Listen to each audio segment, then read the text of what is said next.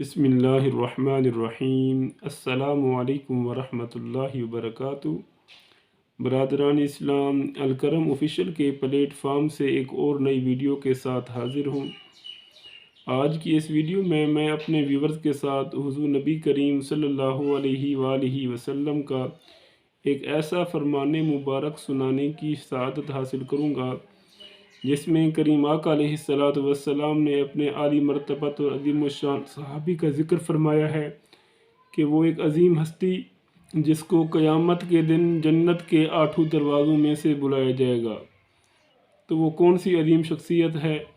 آئیے اس ویڈیو میں جانتے ہیں۔ یہ سب کچھ جاننے سے پہلے ایک چھوٹی سی ریکویسٹ کہ اس چینل الکرم آفیشیل کو سبسکرائب کریں اور بیل آئیکن کو پریس کریں تاکہ اس طرح کا مزید اسلامک کانٹینٹ آپ کی پہنچ میں آ سکے۔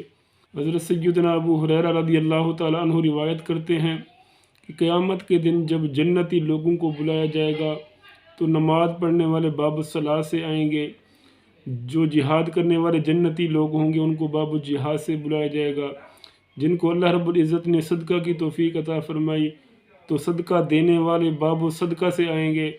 اسی طرح جو لوگ روزہ رکھتے تھے تو روزہ رکھنے والے لوگوں کو اللہ رب العزت باب الریان سے بلائے گا۔ تو اسی طرح حضرت سیدنا ابو بکر صدیق رضی اللہ تعالیٰ عنہ ایسے عظیم صحابی ہیں، ایسے کریم آقا علیہ السلام کے رفیق غار ہیں جن کو اللہ رب العزت جنت کے 8 دروازوں میں سے بلائے گا۔ سبحان اللہ۔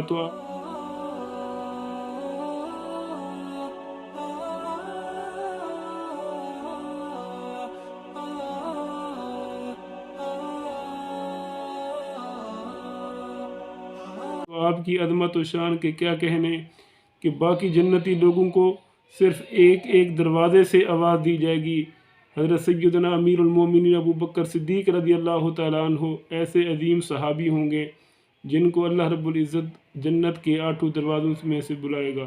تو اللہ رب العزت کی بارگاہ میں دعا ہے کہ یا باری تعالیٰ ہمیں صحابہ کرام رضوان اللہ تعالیٰ علیہم اجمعین کی عظمت و شان کو سمجھنے کی توفیق عطا فرما، آپ کی سیرت کو اپنانے کی توفیق عطا فرما، آمین بجاہ النبی الامین۔